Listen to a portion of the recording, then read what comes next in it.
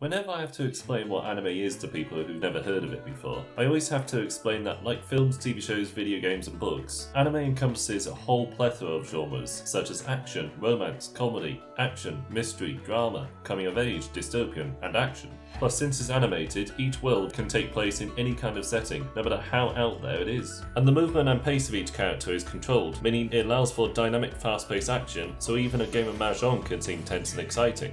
Essentially, anime has its own set of strengths, weaknesses, and tropes, just like any other storytelling medium. Outbreak Company simultaneously believes anime is superior to all other mediums, while believing it only encompasses horny, dimensionless characters for viewers to obsess over. じゃあ深い意味とかは伝わらないじゃないですか。それで熱狂なんて無理ですよ。 If that wasn't insulting enough, Outbreak Company thinks anime fans are shut-in nerds who hoard vast collections of figurines and obsess over waifus. Alright, so let's go through the pitiful premise of this show. So a wormhole appears in Japan, connecting the country with a medieval fantasy world filled with dragons, mages and knights. As such, the Japanese government sets out to establish friendly relations with the fantasy kingdom by getting some random unemployed otaku and have him introduce the world of manga to the kingdom. I really don't have to explain just how moronic that is.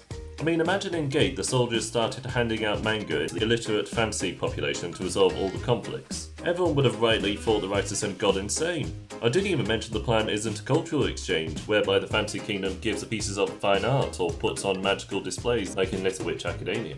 Nope, Japan is providing these culturalist barbarians with their superior technology and art. This is all without even considering the otaku in question, a guy so bland I refused to devote a brain cell to his name, who was kidnapped by the Japanese government to carry out this horrific plan without so much as a warning.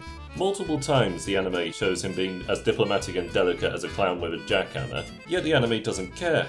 Incidentally, the way he's introduced is utterly cringeworthy, where it's repeated over and over again that he's a lonely otaku, without establishing any other characteristics. I mean, even Cheat Magician, one of the most generic isekai there is, had better characterization when we met the protagonist. And at least that show had some action in it. Yeah, so Outbreak Company isn't even bothered about keeping the audience engaged by actually having the characters face adversity. Instead, it keeps banging on about how great otaku culture is, as if doing it over and over again will somehow be interesting or funny.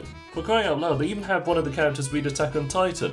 Twice. So rather than spending all the time, resources, talent, and the appalling anime work practices to make something new and interesting with an actual point like Attack on Titan, Outbreak Company prefers to point to other shows and say how great they are.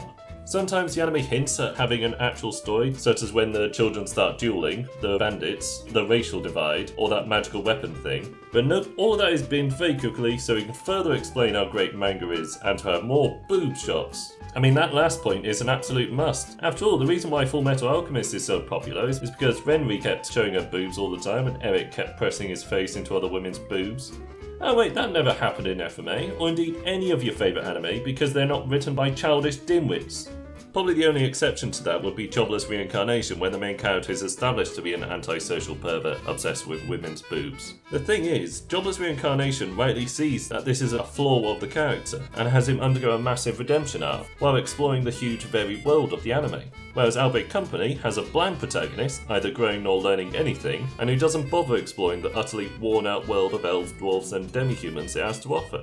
So now we've established the anime has no passing interest in storytelling, world-building, deep character studies, or advancing the medium. Is it at least trying to be fun? It would be if the comedy wasn't predictable and overdone. Either the guy is going to do something embarrassing, inappropriate, or, well, no, actually just those two. Konosuba is hilarious because it has a wide range of jokes that are sudden, unexpected, and unique to the characters. Well, an anime doesn't have to be a comedy to be fun. Just look at No Game No Life. Well, that anime works because every game is incredibly over the top. Plus, it's just fun to watch a couple of geniuses outwit each opponent on the mission to conquer the unique and interesting world, even despite the stupid amount of fan service it has. Outbreak Company has none of that, and as such, I ended up giving up on the show only 5 episodes in. You can say not finishing an anime means I can't properly review it, but Gordon Ramsay doesn't need a second bite of microwave dog food to know the meal's piss poor. So in conclusion, this anime is holding a massive middle finger to all other mediums. It's probably overworked staff for making this tosh, the Japanese government itself, the fantasy genre for continuing the exhausted elves, dwarves and demi-human formula, the other anime that came out around the same time, and lastly, its audience for being such lazy, unfun garbage. And with that, the music shall fade out.